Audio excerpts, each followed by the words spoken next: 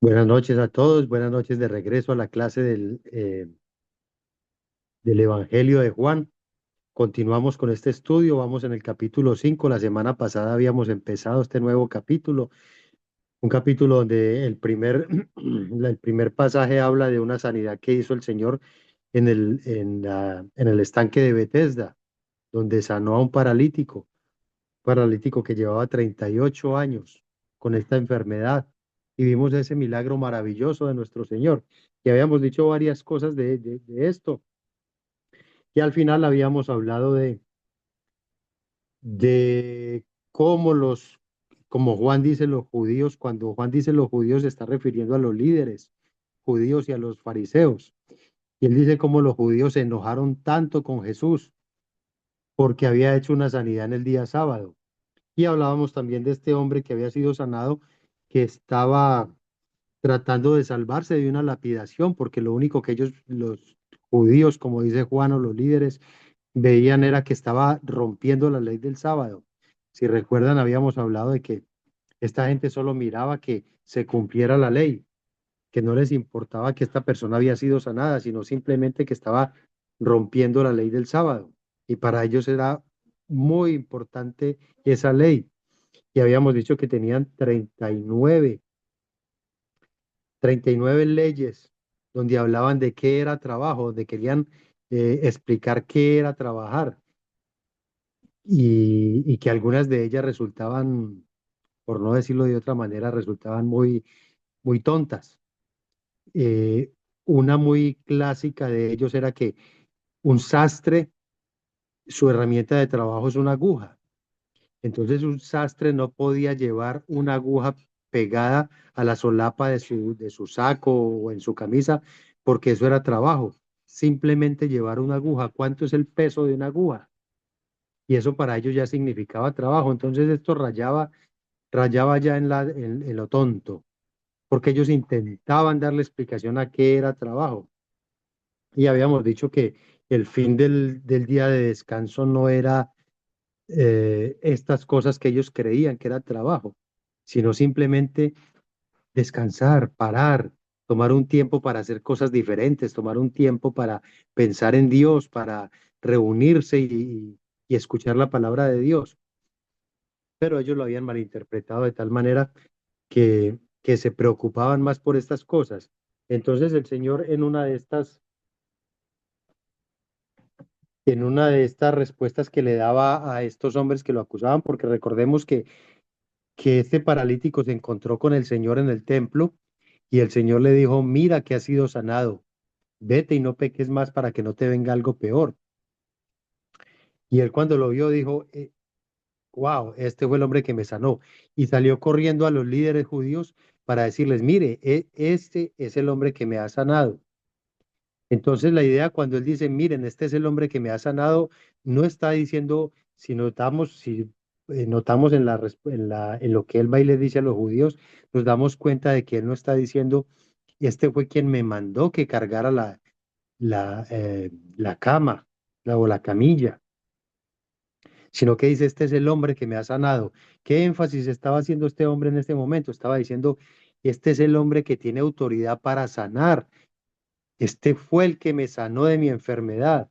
Y no estaba diciendo, este es el que me dijo que cargara la camilla. No, está mostrando a una persona con autoridad porque hasta ese momento no conocían a nadie que hiciera tales milagros y tales sanidades. Y él simplemente estaba diciendo, wow, este hombre tiene gran autoridad. Pero los fariseos solo veían a alguien que había roto la ley del sábado. Entonces, por esa causa, aunque el Señor antes había dicho que no le viniera cosa peor, eh, simplemente le estaba diciendo que no pecara, que viera que le habían dado un milagro maravilloso, que tenía ese regalo maravilloso que el Dios del cielo le había dado, era darle la sanidad, entonces que se cuidara de no pecar, que cambiara su forma de vida, que viviera una vida nueva, porque algo peor que le podía venir es el infierno. Él podía ser sano y tener su cuerpo sano, pero si seguía pecando, lo que le venía era el infierno. Y eso era lo que le trataba de decir eso. Entonces el hombre va y habla con los fariseos y le dice, hay un hombre con gran autoridad, pero los fariseos solamente desean matarlo porque ha roto la ley del sábado. Y el Señor les contesta diciendo, mi padre hasta ahora trabaja y yo trabajo. Con esta respuesta que le da el Señor a los fariseos, se está haciendo igual a Dios, porque está diciendo mi padre. Entonces los fariseos con más razón buscaban matarlo, porque se hacía igual a Dios al decir que era el padre de él, entonces estaba diciendo que era de la misma naturaleza del padre, era el hijo de él, entonces se hacía igual a Dios. Y para ellos en el Antiguo Testamento era muy claro que Dios era solamente uno y no había nadie más. Entonces ellos no creían que él fuera el Hijo de Dios. Y cuando Jesús decía, mi Padre hasta ahora trabaja, les estaba haciendo ver que lo que ellos veían como trabajo estaba completamente equivocado. Cuando él dice, mi Padre hasta ahora trabaja, les está queriendo decir que el Dios del cielo sí descansó en el día sábado, pero descansó de la creación. Pero su misericordia y su amor seguían adelante, no paraban nunca. Esa misericordia nunca para. Él siempre tiene esa misericordia, el juicio y el amor todo el tiempo. Eso es eterno y eso no va a parar. Entonces, cuando Él les dice, mi Padre hasta ahora trabaja, es porque el Padre todavía está trabajando en amor, en misericordia, en juicio para la humanidad. Y Él dice que Él también trabaja, está trabajando con esa misericordia, porque era más importante la misericordia por un ser humano que el pensar en que hay que cuidar el día sábado. Entonces, como hemos visto y vamos a ver a lo largo del Evangelio de Juan, Jesús se hace llamar Señor del día sábado. Entonces es el Señor del día sábado. También más adelante lo vamos a ver en otro pasaje. Y esto, por obvias razones, estaba enfureciendo cada vez más a los líderes judíos que solamente miraban esas leyes para hacerlas cumplir. Unas leyes que ni ellos mismos cumplían, pero luchaban porque las otras personas las cumplieran, solamente por mostrarse como una manera religiosa, haciéndose creer que ellos eran los verdaderos religiosos y los verdaderos cumplidores de la ley cuando estaban haciendo totalmente equivocado lo que el Dios eterno quería que nosotros hiciéramos como seres humanos. La ley de Dios, que son los 10 mandamientos, Dios la da como unos términos generales para que cada uno haga de acuerdo a lo que interpreta como la ley de Dios, no para que otros nos sometan a esa ley con otra cantidad de leyes. Nosotros no debemos vivir sometidos a nadie, sino interpretar la ley de Dios como Dios quiere que nosotros la interpretemos, no como los hombres la interpretan. Y esto era lo que les estaba pasando a estos líderes judíos. Entonces, para que entremos en la siguiente parte de este capítulo, ya paramos ahí con esto del milagro, aunque seguimos hablando de parte de ese milagro, pero paramos con lo del milagro y vamos a entrar en lo que es el primer discurso del Señor. En este Evangelio de Juan también nos vamos a encontrar con varios discursos de nuestro Señor y este es el primero de ellos y vamos a ver lo que dice este discurso. Vamos a leer de los versículos 19 al 29, del 19 al 29. Porque el discurso es largo, pero vamos a hacer primero esta parte. Es un discurso un poquito largo. Entonces leemos.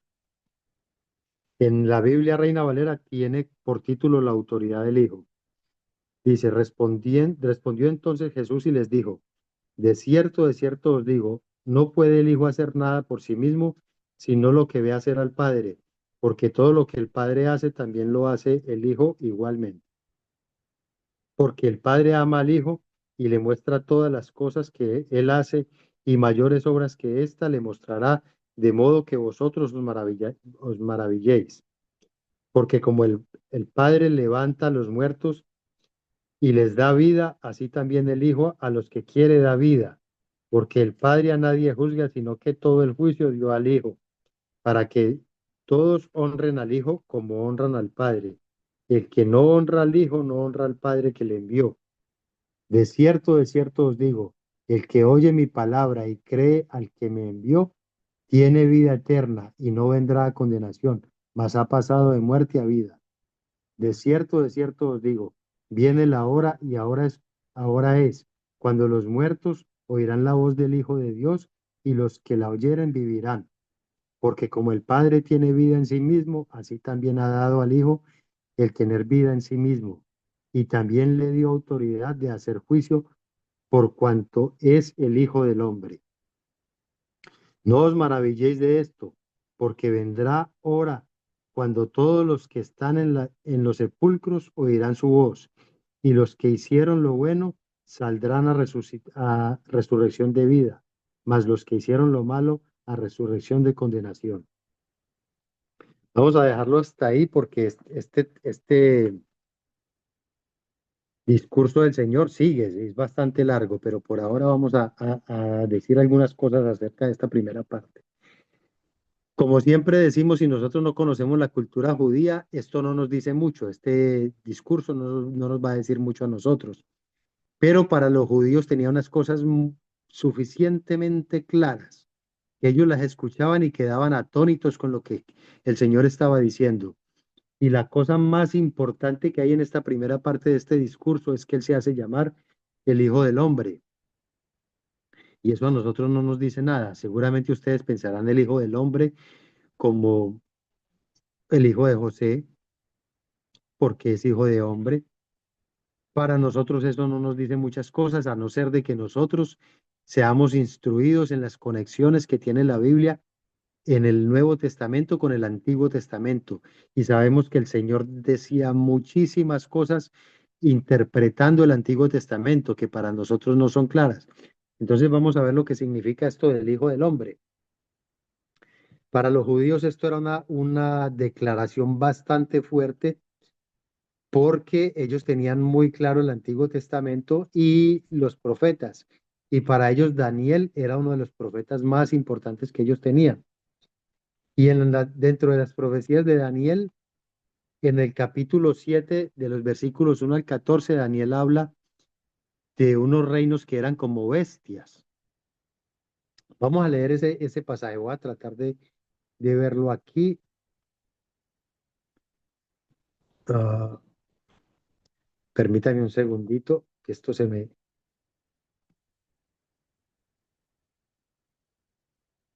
Dice, en el primer año de Belsasar, rey de Babilonia, tuvo Daniel un sueño y visiones de su cabeza mientras estaba en su lecho.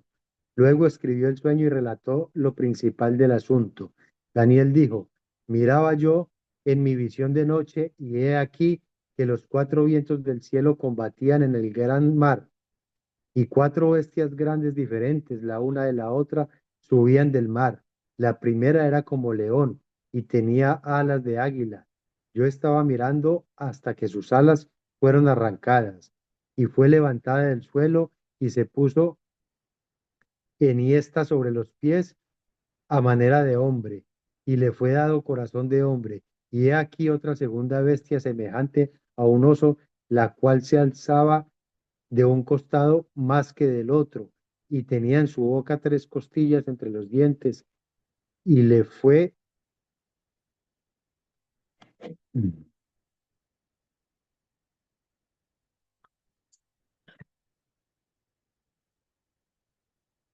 y le fue dada, no, espere,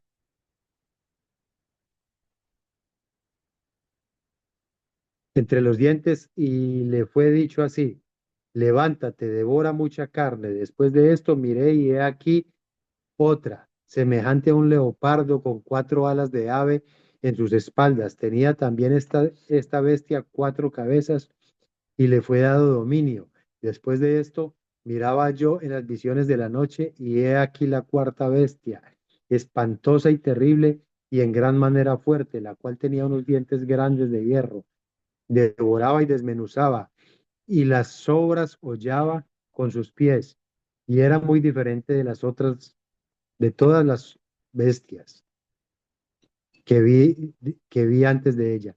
Y tenía 10 cuernos. Mientras yo contemplaba los cuernos, he aquí que otro cuerno pequeño salía entre ellos, y delante de él fueron arrancados tres cuernos de los primeros. Y he aquí que este cuerno tenía ojos como de hombre y una boca que hablaba grandes cosas. Estuve mirando hasta que fueron puestos tronos y se sentó un anciano de días, cuyo vestido era blanco como la nieve y el pelo de su cabeza como lana limpia. Su trono llama de fuego y las ruedas del mismo fuego ardiente. Un río de fuego procedía y salía de delante de él. Millares de millares le servían y millones de millones asistían delante de él. El juez se sentó y los libros fueron abiertos. Yo entonces miraba a causa del sonido de las grandes palabras que hablaba del cuerno, el cuerno. Miraba hasta que mataron a la bestia y su cuerno fue destrozado y entregado para ser quemado en el fuego. Habían también quitado a las otras bestias su dominio, pero les había sido prolongada la vida hasta cierto tiempo.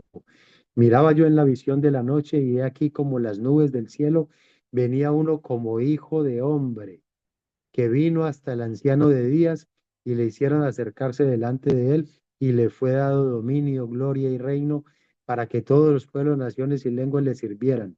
Su dominio es dominio eterno que nunca pasará y su reino uno que nunca será destruido. Entonces vemos aquí en la profecía de Daniel un poquito complicada para nosotros, pero a la hora que la explican es supremamente fácil. Pero lo importante y lo rescatable de ahí es que lo último que Daniel ve después de esas bestias es uno como hijo de hombre. Si nos damos cuenta, todos esos reinos humanos, él los veía como bestias, pero después veía el reino de Cristo y lo veía como uno, como un hijo de hombre, como alguien que tiene corazón sensible, no como una bestia como los otros reinos. Esos otros reinos está hablando de Babilonia, del reino persa, del reino de los medos, del rey de los griegos, que fueron reinos muy malos, muy despiadados. Pero él ya veía a uno como hijo de hombre. Entonces, como los judíos tenían esa profecía tan clara para ellos, y él viene y dice que el hijo del hombre, voy a leer el versículo 22. Y también le dio autoridad de hacer juicio por cuanto él es el Hijo del Hombre, por cuanto él es el Hijo del Hombre. ¿Qué estaba diciendo? Para los judíos este Hijo de Hombre era el Mesías que ellos esperaban, el que iba a traer un nuevo reino, un reino de paz, un reino de amor, un reino de justicia, que iba a ser entregado al Mesías. Entonces, esta es una de las credenciales que el Señor muestra como el Mesías y les hace ver, y por eso él se hace llamar el Hijo del Hombre, para que ellos se acordaran de aquella profecía de Daniel y se dieran cuenta que él es aquel del que hablaba la profecía de Daniel. Aquí podemos ver esas conexiones que tienen las palabras del Señor con el Antiguo Testamento. Entonces, el decir que era el Hijo del Hombre enfurecía aún más a las autoridades judías porque estaba hablando claramente, les estaba diciendo claramente, sin decir que él era el Mesías, les estaba diciendo claramente que ese Mesías que ellos esperaban, que ese Mesías que hablaba la profecía de Daniel, era él mismo. Y por obvias razones esta gente entraba más enfurecida, empezaba a enfurecerse cada vez más. Esta entonces es una credencial que el Señor muestra. Y no solamente eso, en la sanación de este paralítico, el Señor está mostrando que Él tiene poder para sanar y está haciendo mención también a otra profecía, la profecía de Isaías. Recordemos un poquito esa profecía de Isaías. Voy a buscarla aquí. Isaías 35:6. Dice, entonces el cojo saltará como un ciervo y cantará la lengua del mudo, porque aguas serán cavadas en el desierto y torrentes en la soledad. Está hablando que cuando este Mesías llegue, los cojos van a andar y los sordos van a oír, los ciegos van a ver. ¿Recuerdan cuando, si ya vimos ese pasaje, cuando Juan le manda a preguntar al Señor que si él era el Mesías que esperaban o si tenían que esperar a otro? Y él le dice, los cojos andan, los ciegos ven, los sordos oyen, porque esa es la profecía de Isaías. También en Jeremías hay otra profecía parecida. Dice Jeremías en el capítulo 31 versículo 8 8 y 9. He aquí, yo los hago volver de la tierra del norte y los reuniré de los fines de la tierra y entre ellos ciegos y cojos la mujer que está encinta y la que dio a luz juntamente en gran compañía volverán acá. Entonces, como estábamos diciendo ahorita, para los judíos tenían muy clara toda la palabra de Dios, ellos la estudiaban muchísimo y tenían muy claras todas estas profecías. Entonces, cuando el Señor hacía estas cosas, simplemente les estaba mostrando que ese Mesías que ellos esperaban, que iba a hacer todas estas señales, Él las estaba haciendo y que esas eran sus credenciales. Él no tenía que decir con sus propias palabras, yo soy el Mesías que ustedes esperan. No, Él simplemente mostraba las señales. Estas son las señales del Mesías que ustedes conocen, las han estado esperando por cientos de años, por siglos han estado esperando ese Mesías y están esperando justo con esas mismas señales que él está mostrando y no las querían ver. Ellos se negaron a ver esto. Aparte de eso, también una declaración que el Señor hace en repetidas ocasiones en este Evangelio, de que Él resucita a los muertos y será juez de toda la humanidad. En Deuteronomio, para ellos, en Deuteronomio dice, ved ahora que yo soy, y no hay dioses como yo. Yo hago morir y yo hago vivir. Yo hiero y yo sano, y no hay quien pueda librar de mi mano. Entonces, está declarando el Dios del cielo que Él es único, el único que tiene el poder para matar y para dar vida, para resucitar y para juzgar. Y el Señor Jesucristo en este pasaje, en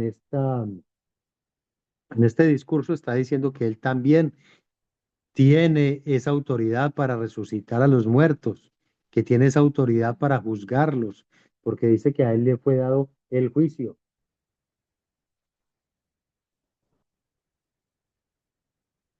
Dice en el mismo versículo 12, y también le dio autoridad de hacer juicio por cuanto es el Hijo del hombre.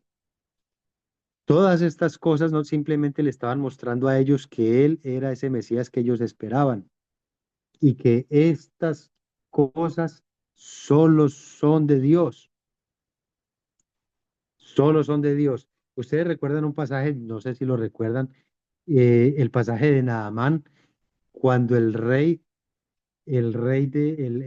jefe de Naamán, rey de Siria, manda una carta al rey de Judea, o al rey de Israel más bien, diciéndole que ahí le enviaba a ese hombre para que lo sanara. Eso está en Primera de Samuel, en el capítulo 2 versículo 6 dice, Jehová mata y él da vida. Él hace descender al Seol y hace subir. Este rey le contesta, después de que recibe la carta, dice, ¿quién cree el rey de Siria que soy yo? Yo no soy Dios para sanar ni para dar vida. El único que puede hacer eso es el Dios del cielo. Yo no soy quien mata y quien da vida. Entonces, en este capítulo también nos damos cuenta, en este pasaje también nos damos cuenta de que para ellos, para los judíos era muy, muy, muy claro. Ellos tenían muy claro que estas cosas solo le pertenecían a Dios. Y Jesucristo viene y les dice que él también, que a él le ha sido dado toda autoridad para juzgar, para resucitar a los muertos, para darle vida a los muertos. Y esta vida de la que él está hablando, aunque él podía resucitar a los muertos, se está refiriendo más que todo a los que están muertos, como dice en Efesios, estamos muertos en delitos y pecados. Todos estamos muertos en delitos y pecados y Él tiene la autoridad de darnos vida. A quien Él quiere dar vida, Él da vida a través de su Santo Espíritu. Entonces todo esto lo único que está marcando son las credenciales de ese Mesías que ellos al final, al final rechazaron. Entonces nosotros como humanidad, cuando nos enfrentamos a esta gran realidad del Mesías, de Jesucristo, nosotros solo tenemos dos opciones: o aceptar a Cristo como el Mesías y obedecerlo y tener vida eterna, o rechazarlo de tajo y tener muerte espiritual, muerte eterna en el infierno. Y esas son las dos únicas opciones que tenemos todos nosotros como humanidad. Y esas opciones tenían ellos también como judíos. Solo tenían esas dos opciones y ellos escogieron el rechazarlo. Sabemos que muchos de ellos lo aceptaron, pero la mayoría lo rechazaron. Él fue esa piedra de tropiezo de la que hablan las escrituras, la piedra de tropiezo, en la que muchos tropezaron, pero también en la piedra que sirvió como piedra de angular para la edificación de muchos, para la edificación de su iglesia. Vamos entonces a ver algunos versículos de este pasaje. Ya se me embolató.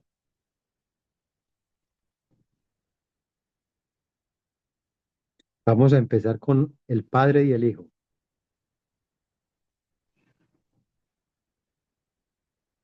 En este primer versículo dice, de cierto os digo, no puede el Hijo hacer nada por sí mismo, sino lo que ve hacer al Padre, porque todo lo que el Padre hace también lo hace el Hijo igualmente. Y aquí podemos establecer por lo menos dos o tres cosas importantes. Esa identidad que Él muestra con el Padre. Él está diciendo que Él tiene una identidad plena con el Padre, porque lo que Él está viendo hacer al Padre, Él también lo hace. Y esa es una identidad con el Dios eterno, que si nosotros queremos conocer a ese Dios eterno, simplemente estudiamos el pensamiento, las obras de Cristo, su manera de amar, su manera de juzgar, y ahí estamos viendo al Padre, con ese amor con que Cristo vino por nosotros, con ese amor con que Cristo vino a hacer su obra, es el mismo amor que el Padre tiene por nosotros. Entonces esa identidad del Hijo es igual a la identidad del Padre, y Él vino a revelarla. Él vino a revelarla, a revelárnosla a nosotros como humanos. Como dicen algunos comentaristas, esta es la mayor revelación que Dios ha hecho de sí mismo a la humanidad. Nosotros tenemos la revelación de Dios a través de la naturaleza, tenemos la revelación de Dios a través de su palabra, pero la máxima revelación de Dios es Jesucristo. Y por eso en este pasaje Él se identifica con el Padre y esa identidad lo que nos muestra es que Él es la esencia del Padre. Por eso más adelante en otro pasaje cuando Felipe le pregunta, muéstranos al Padre. Y Él le dice eh, que el que ha visto al Hijo ha visto al Padre. Quien ha visto al Hijo ha visto al Padre. Es esa identidad plena que tiene Él con el Dios Padre. La otra cosa que podemos entender aquí en este pasaje, que él dice que lo que él, ve hacer al Padre lo hace él también, es esa obediencia, la obediencia porque él no hace las cosas como él las quiere hacer, sino como el Dios del cielo le manda que las haga. Es una obediencia tal que él aquí pudo haber hecho cosas mucho más grandes y aún haberse librado de muchos males, pero él no lo hizo porque él simplemente obedecía al Padre. Y esto lo que nos muestra a nosotros es que nosotros nos debemos al Hijo como el Hijo se debe al Padre. Así con esa obediencia del Hijo al Padre, así nosotros tenemos que obedecer al Hijo para ser uno solo con el Hijo, así como Él es uno solo con el Padre, y así seríamos todos uno solo con el Dios eterno. Entonces Él nos enseña esa obediencia para que nosotros también lo imitemos en esa obediencia completa. Por eso necesitamos conocer todo el consejo del Dios eterno a través de Cristo para nosotros obedecerlo plenamente. Esa es la tarea fundamental de nosotros como cristianos, estudiar eh, el mensaje de Cristo y ser obedientes a Él, porque obedeciéndolo a Él estamos obedeciendo al Padre, por esa identidad y por esa obediencia de Él al Padre. Un tercer punto es que esa obediencia no es una sumisión. Él no obedece porque lo obligan a obedecer, como decimos hablemos de algunos gobiernos que obligan a la gente a obedecer las leyes del gobierno y las obedecen por un temor a esa sumisión. Esa obediencia de Cristo era por amor, porque amaba al Padre, por ese amor al Padre. Y nosotros, si nosotros vamos a obedecer, no es por sumisión al Padre y sumisión al Hijo, si lo hacemos es por amor, porque entendemos esa obra maravillosa que Él hizo por todos nosotros. Entonces, si nosotros decidimos obedecerle, no es porque Él nos obligue a obedecerle, sino porque nosotros amamos al Hijo y amamos al Padre por su obra maravillosa, por esa obra de gracia maravillosa de haber otorgado perdón a toda la humanidad y haber puesto nuestro pecado en Cristo para que Él cargara con todo el peso del juicio de Dios en esa cruz. Entonces nosotros no obedecemos por sumisión, sino que obedecemos también por amor al Hijo. Aparte, este pasaje también nos habla de una confianza, de esa confianza que el Hijo tiene en el Padre. El Hijo simplemente hace lo que el Padre le manda hacer porque Él confía en esa obra de Él confía que todo está en sus manos y que lo que está en sus manos no se pierde. Entonces Él tiene esa plena confianza en el Padre y hace lo que el Padre diga y no le importan las consecuencias. Él sabía que los judíos lo estaban buscando para matarlo y sin embargo Él no retrocedía en lo que Él estaba haciendo porque confiaba que el Padre estaba haciendo su obra y él sabía que la obra del Padre es maravillosa. Entonces no retrocedía y seguía adelante con eso, aún sabiendo que que lo buscaban para matarlo. Y la otra cosa que nos habla es esa valentía de él para decir la verdad, aún asumiendo las consecuencias de todo lo que le iba a pasar, y él sabía todo lo que le iba a pasar, pero él seguía adelante diciéndole la verdad. Aparte, él no podía mentir. Él tenía que decir la verdad porque si él mentía, dejaba de ser Dios, había pecado y en él no hubo pecado. Si él hubiese dicho, no, yo no tengo potestad de nada o yo no soy el Mesías, estaba mintiendo. Él tenía que seguir diciendo la verdad con valentía. Otro ejemplo para nosotros, eso nos da otro ejemplo a nosotros, que tenemos que proclamar una verdad con valentía, porque si nosotros no declaramos esa verdad, si nosotros no hablamos esa verdad, lo que estamos haciendo es mentir y mentir es pecar. Porque cuando nosotros escondemos la verdad delante de las personas, lo que estamos haciendo es mentir. No estamos siendo, eh, no estamos cumpliendo la labor que Dios nos encomienda. Y eso es mentir, eso es esconder esa verdad. Y hay que tomar el ejemplo de nuestro Señor Jesucristo. No importa las consecuencias, hay que seguir adelante con la verdad y proclamarla, porque la gente la necesita. Porque así como nosotros la necesitamos y la conocemos ahora, así hay muchos que no la conocen y la necesitan. Y nosotros tenemos que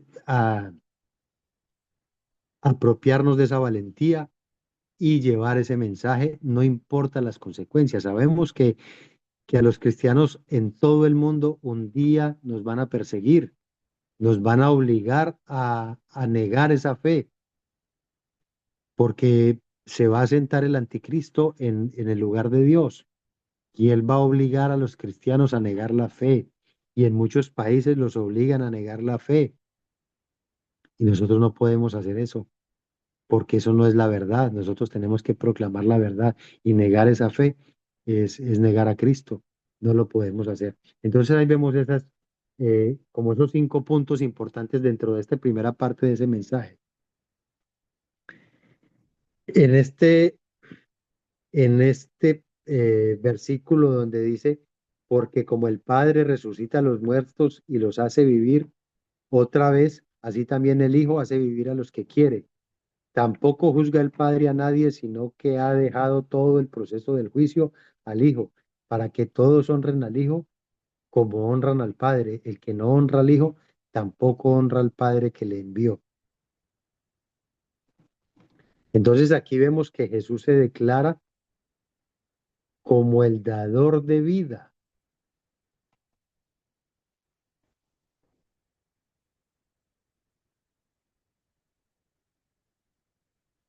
el dador de vida.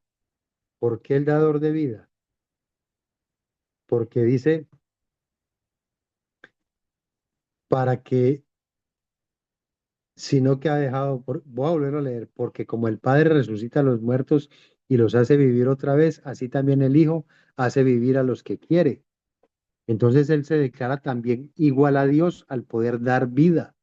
Él puede dar vida. y Él es el que nos da vida a nosotros a través de su Santo Espíritu.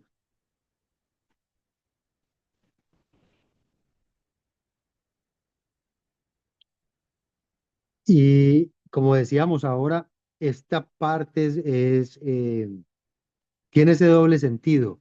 Él puede resucitar a los muertos, como lo vimos con o como lo sabemos cuando Él resucitó a Lázaro y Él resucitó a muchas otras personas, sino que nosotros siempre recordamos más la resurrección de Lázaro, pero hubo otras resurrecciones. De esa manera Él puede volver a dar vida y también se lo demostró a la gente en ese tiempo. Pero más que todo, Él está hablando de aquellos que a los que no tienen a Jesucristo no van a tener vida, vida eterna, que es la más importante, la vida espiritual. Entonces el que no tiene al Hijo está condenado a la muerte espiritual, a la muerte eterna. Entonces en esta parte, Él es el dador de vida. Y estábamos diciendo ahora que estas cosas solo le corresponden al Dios del cielo. Entonces Él está mostrando que Él con el Padre son uno solo. También que trae juicio. En esta última parte dice, tampoco juzga el Padre a nadie, sino que ha dejado todo el proceso del juicio al Hijo para que todos honren al Hijo como honran al Padre. Entonces esa parte de juzgar también se la otorgó, se la entregó al Hijo. Esto para los judíos era un golpe muy fuerte. Ellos no podían creer esto y ellos no podían pensar en que aquel hijo de José y de María que ellos conocían iba a ser el Mesías, el que tenía el poder de juzgar, el que tenía el poder de dar vida, el que tenía el poder de resucitar a los muertos y que era igual al Padre. Para ellos eso no era posible. Esto era algo que lo único que hacía era enfurecerlos. Y él estaba declarando que al decir esta primera parte, en esta primera parte del discurso, proclamar estas cosas, se está haciendo igualito al Padre y es el que recibe honor. Para el judío decirles que hay otro que recibe honor, otro diferente al Dios eterno, a que nosotros conocemos como Jehová, y que en Deuteronomio dice Jehová uno es, y que otro reciba ese mismo honor. Para ellos eso era imposible, imposible. Entonces todas estas cosas el Señor las decía para proclamarse como el Mesías que ellos esperaban, pero ellos lo único que escuchaban era a alguien que estaba blasfemando contra el Dios eterno. Es para nosotros hoy que conocemos toda la revelación, para nosotros hoy es supremamente claro, pero para ellos no lo era. Para ellos simplemente era un hereje y por eso tenían que matarlo, ellos buscaban matarlo. Entonces, todas estas proclamaciones de esta primera parte, lo que están haciendo es hacerlo igual al Padre y mostrar las credenciales del Mesías que ellos habían esperado por siglos, años esperando a este Mesías, años estudiando las Escrituras y buscando a ese Mesías y esperando a ver cuándo aparecía ese Mesías. Lo vieron llegar y no lo reconocieron. Vamos a dejar hasta ahí, vamos a parar hasta ahí para que nos quedemos con estas credenciales del Señor como Mesías, para que nosotros tengamos claro cuando a nosotros nos hablen de en qué puntos Él se declara igual a Dios. Aquí tenemos suficientes. Y son muchísimos los puntos donde Cristo se declara igual a Dios. Estos de este pasaje son más que suficientes, pero tenemos muchísimos más a lo largo incluso del Evangelio de Juan, a lo largo de todas las escrituras y sobre todo el Nuevo Testamento, pero sobre todo aquí en este Evangelio de Juan hay muchas declaraciones donde él se hace igual a Dios. Sabemos que hay denominaciones que dicen que Jesucristo no es Dios, pero nosotros con estas cosas nos damos cuenta de que Él es igual al Padre, de que Él recibe honra, de que el juicio está en sus manos, de que Él es el dador de la vida, que son atributos exclusivos del Dios del cielo. ¿Hay preguntas hasta aquí? ¿Hay algo que quieran aportar?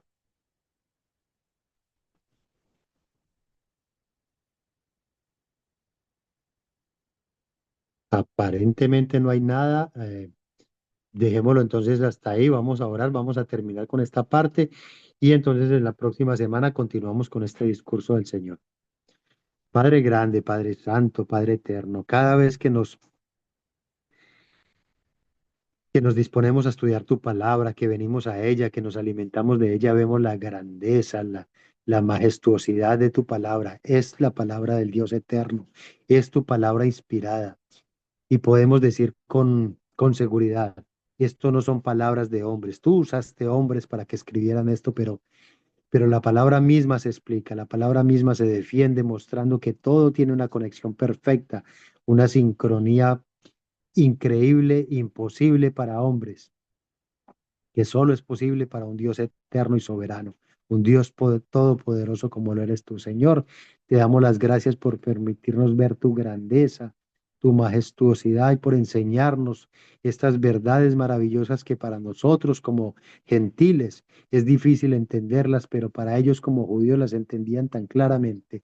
Gracias, Señor, por poner a aquellas personas que han podido entender tu palabra, por permitirles que dejaran por escrito todo esto para nosotros hoy, para nosotros también poder entender todo ese mensaje precioso, como perlas, como piedras preciosas para nosotros hoy. Ayúdanos, Señor, a guardar estos tesoros en nuestros corazones y para servirte a ti en tu reino, para que otros vengan a ti, Señor, rendidos a tus pies como lo que tú te mereces, Señor, que nosotros como humanidad nos rindamos a ti, Padre eterno. Te alabamos, te damos honra y gloria, te clamamos tu bendición y lo hacemos en el nombre santo, grande y maravilloso de nuestro Redentor y Salvador Jesucristo. Amén.